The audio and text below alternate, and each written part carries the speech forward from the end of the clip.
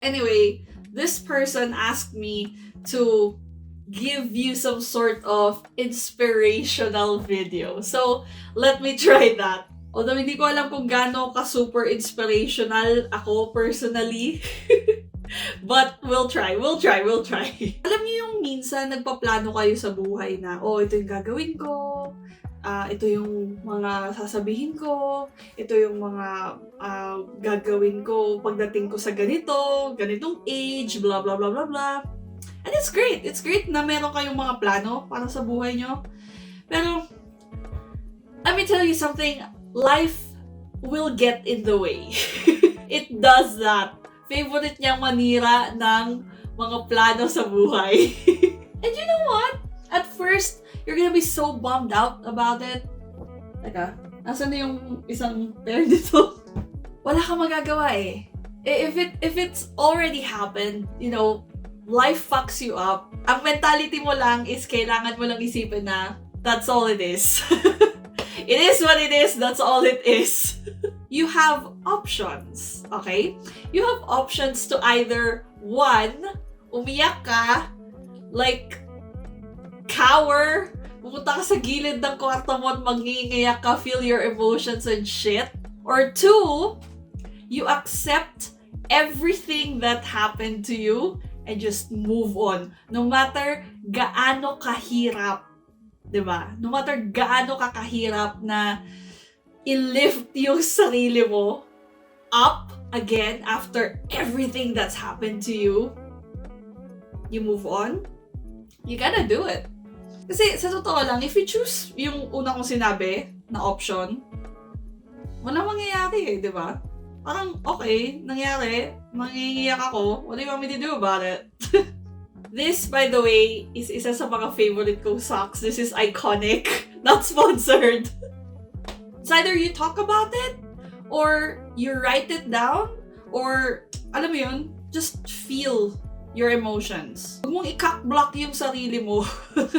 Kasi the more na iiwasan mo yung emotion mo na yun, whatever it is that you're feeling at the moment, it's not gonna help, babe. It's really not gonna help. Trust me, I know. You know, one of the things that I learned recently is that you are the constant in your life. Ulitin ko, you are the constant in your life. Dahil February na, ibalik natin sa usapang pag-ibig. Ito yung socks. This is RJ, yung sa BTS. Hindi ko bias si Jin, pero mahilig kasi ako sa llama. Actually, hindi ko na nga din maalala eh. Sino nagbigay sa akin ito? Do whatever it is that you can do to pull yourself out. Okay? You can't be stuck thinking about the what ifs and what not. Just, girl, you've got better things to do. Just pull yourself out. Trust me, it's gonna be fine. Diba? You had all of these thoughts, you had all of these aspirations in life about yourself, about other people, about yung mga pwedeng mangyari sa buhay mo, blah, blah, blah, blah. If you can't control something, what can you control? Your emotions, your thoughts, your mindset, diba? I mean, you can't force people to do something they don't want to do. You can't force people to think something they don't really think of. You can't force people to feel something that they don't feel. So the best thing that you can do is what? Change your mindset, change your outlook in life, change everything that you believe in to adjust and to feel better sa sarili mo during that moment, and then just go with it. Release. Kasi the fact remains na hindi tayo perfect. Okay? No one's perfect. Another example is, yun nga, yung mga pagpaplano ko sa buhay ko. Pagdating ko ng 2024, ganito yung gagawin ko, ganito yung mangyayari, blah, blah, blah, blah. Pero the fact remains, hindi ko alam kung anong mangyayari nitong buong February. It's either I go with plan A or I go with plan B. But whatever happens, I know I'm the constant, I'll be okay. And yun lang talaga yung magagawa ko eh. Hindi ko control ang mga external forces. All I can do is just go with the flow. Whatever the fuck that flow brings me to.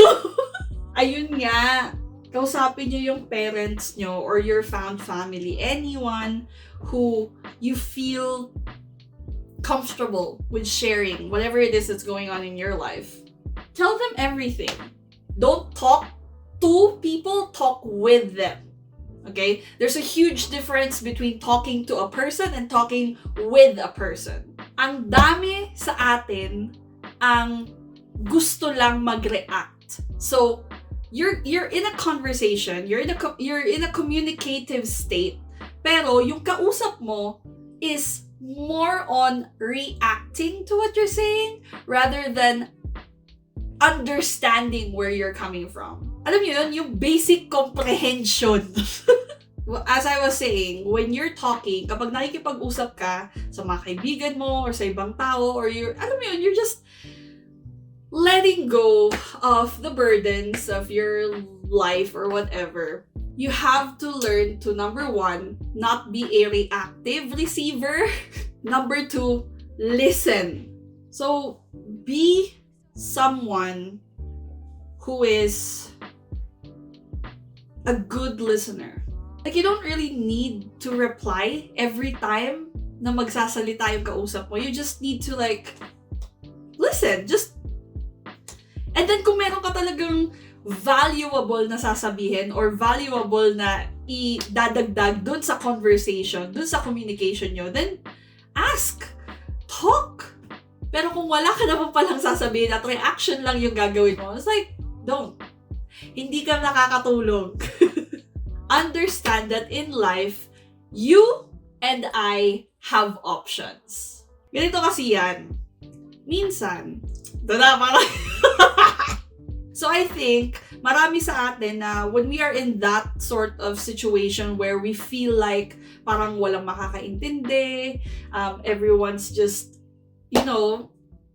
moving with their lives and so on, and it's just us feeling that emotion, you gotta remember na ikaw yung constant and your value as a person is so much better than how you feel towards other people. Gets mo? Ayun. Sabi ko sa sarili ko, you know what? I'm gonna work it out. And I have to remember na I do have options. Hindi ko na natupito. Pero look at it, it's so penguin. It's so cute. Get out of social media. I know we are in YouTube and this is practically a social media. It's an app. Ako, I grew up in the height of social media. Alam niyo yun, yung boom ng social media. So, it was very interesting and very attractive for me. But, having experienced all of the social medias, sobrang toxic.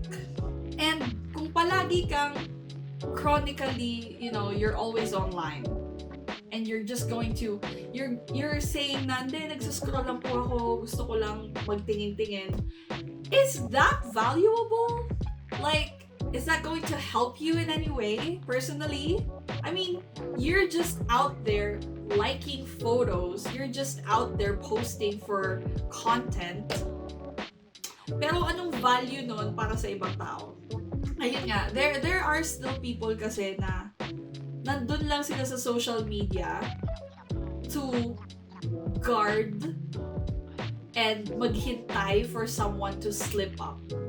Ewan ko, parang lately, I feel like social media has become this beacon of toxicity. And it's become so ugly. It's uglier than it was when everything just started. I'm starting to parang act out this sort of character to please you, which hindi tama. Diba? Na-burnout ako. Na-burnout ako sa sarili ko.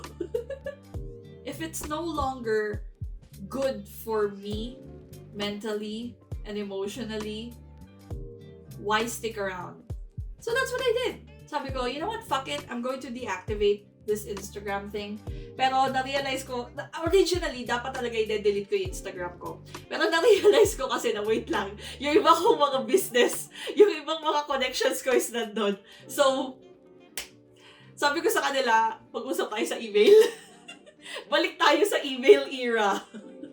Okay, next na inspiration ko for you is to don't be afraid to try new things. Itong pagpunta ko dito sa ibang bansa, I wasn't supposed to be here in the first place. So what made me change my mind is something na sinabi sa akin ng mami ko, which she told me, hindi mo pa nga sinusubukan, inaayawan mo na kaagad.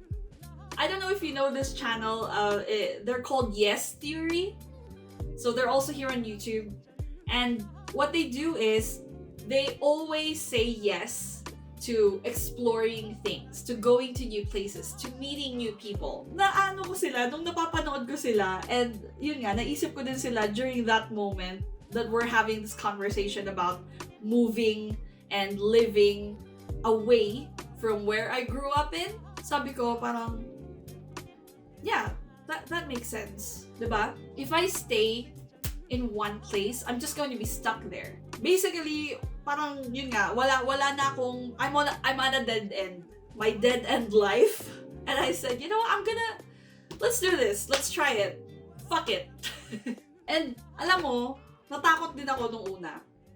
Kasi, it's like, I'm moving away from everything that I know. And that can be scary, di ba? Whenever you're gonna try something new, noong una parang matatakot ka, mag-hesitate ka na parang, itutuloy ko ba to? Gagawin ko ba to? Whatever. Pero you know what? Do it anyway.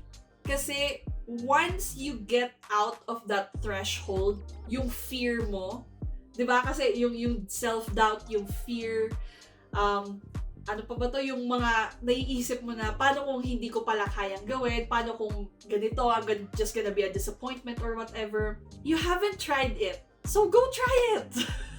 Do it! Surprise yourself. Surprise yourself to the extent na at least when you go back to wherever it is, or if you want to go back dun sa mga tao na iniwanan mo, alam mo yun, pag nakita-kita kayo, they're going to see a whole new version of yourself. I learned a lot from this trip. I met a lot of people. I went to places. I tried new things. I ate new things. And alam mo yun, basta, this whole experience is so awesome. This is great. If you're afraid to try something new, try it first.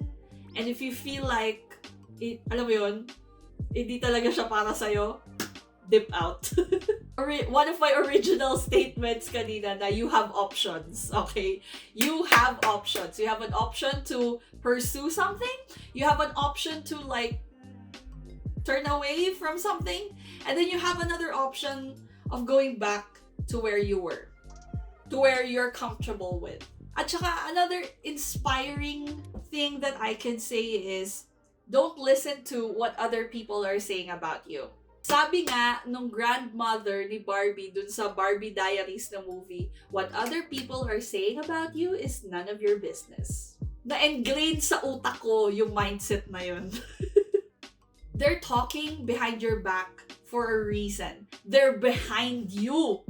They don't know shit about you. They want to create all of these stories about you kasi they no longer know the new version of you.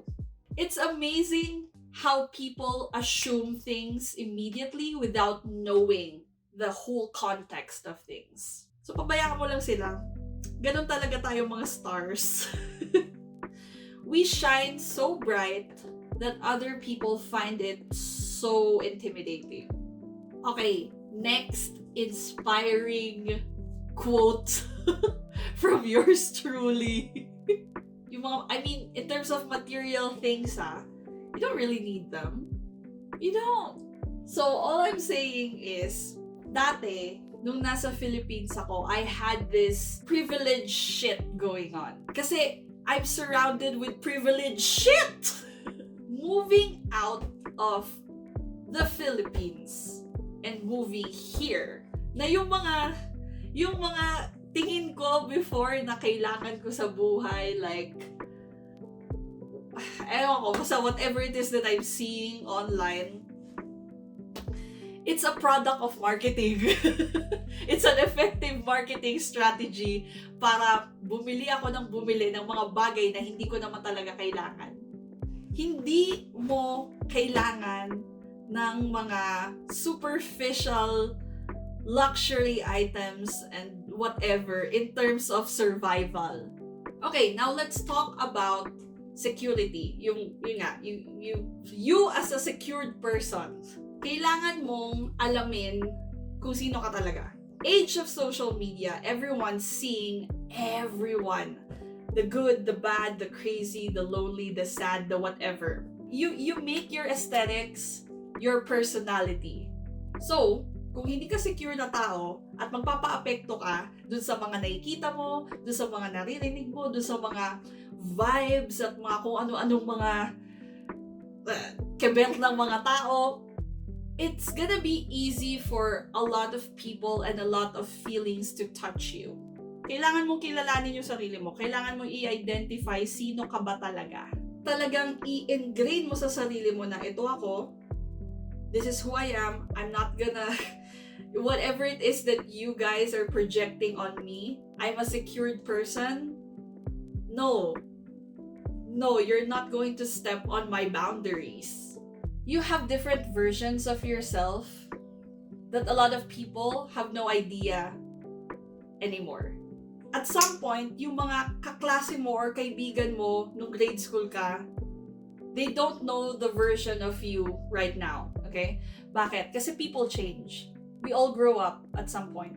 Whatever version of the people you know from the past does not mean that they're still that person that you're meeting right now. Nagigets mo? Baka lang yan yung kay Taylor Swift. Yung, ano ba yung lyrics niya? Yung, Taylor can't come to the phone right now. Why? Oh, because she's dead. And you don't have to prove to people na you've changed or whatever. Pabayaan mo whatever version it is that they know about you, pabayaan mo na sila. Pabayaan mo na sila. Do not be afraid to grow up. Kunyari, parang pagdating nyo ng 25 years old, it's already the end of your life. That's stupid. Eh, kasi Ate Carla, ganito. Zip it. Maraming tao sa mundo ang hindi na tumatanda because they are no longer with us quite early on sa buhay nila.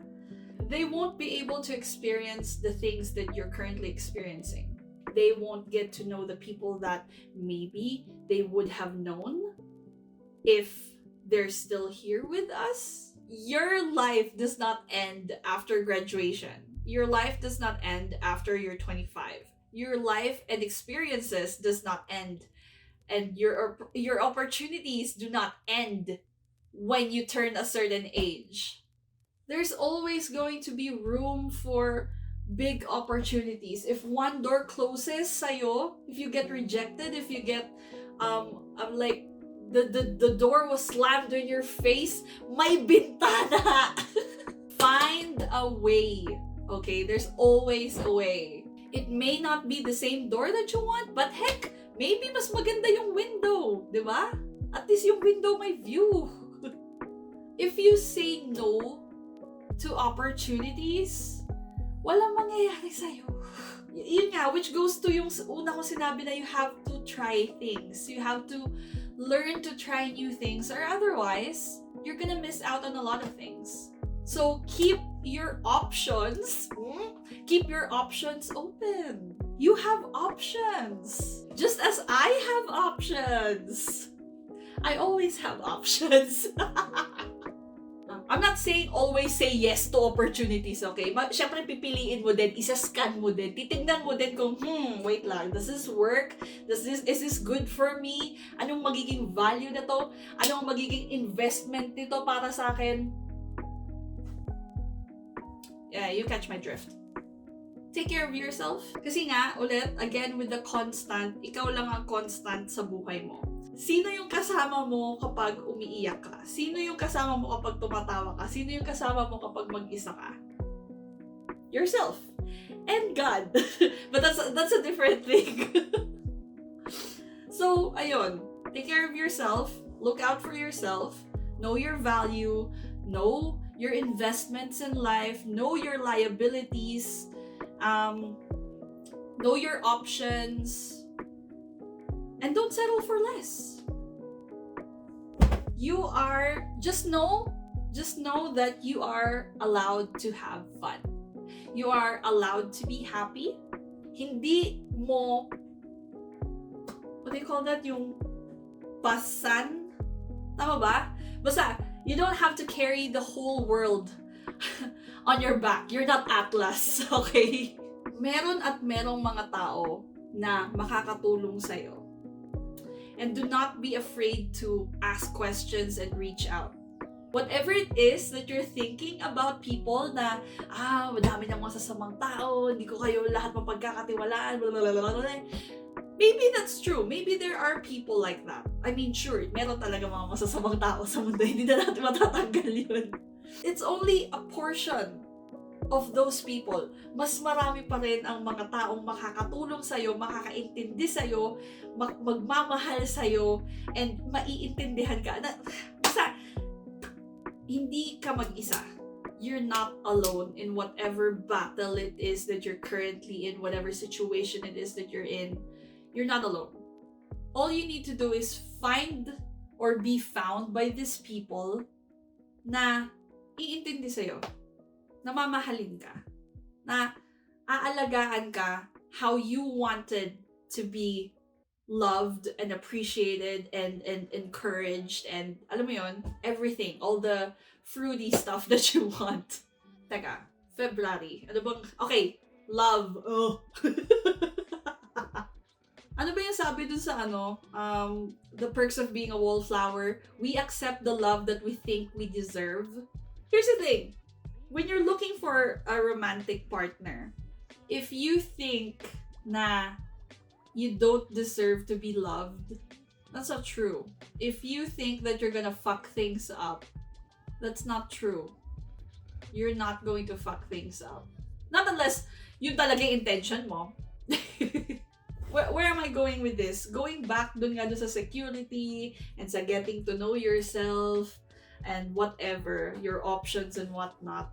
You deserve all the good things in life. Everyone deserves the good things in life, diba? Of course, you don't want to end up with the wrong partner. You don't want to end up with the wrong marriage or wrong relationship kasi that's gonna fuck you up so bad. I know.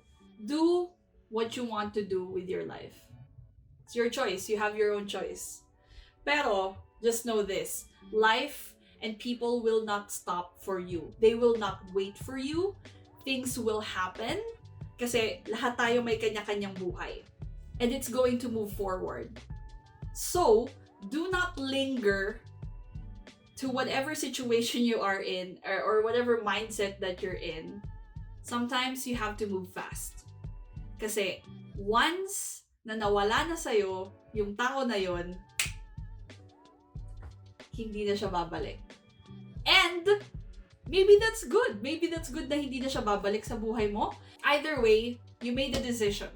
So, whatever decision it is that you're going to believe in or talaga i-root mo na hindi, ito yung decision ko, make sure na hindi mo pagsisisihan yan. Because you cannot go blaming other people, blaming circumstances or whatever na hindi nangyari to kasi ganito, ganon. No. You decided that. If you're going to decide on people and partners and love and whatever, sure you have your options. That's okay. You have your options. Everyone has options. But don't think that people are going to wait on you because that's not gonna happen. Life will continue to move forward with or without you. So, yeah, habang namamroblema ako dahil nawawala yung nag-iisang piraso, ng socks ko na yon.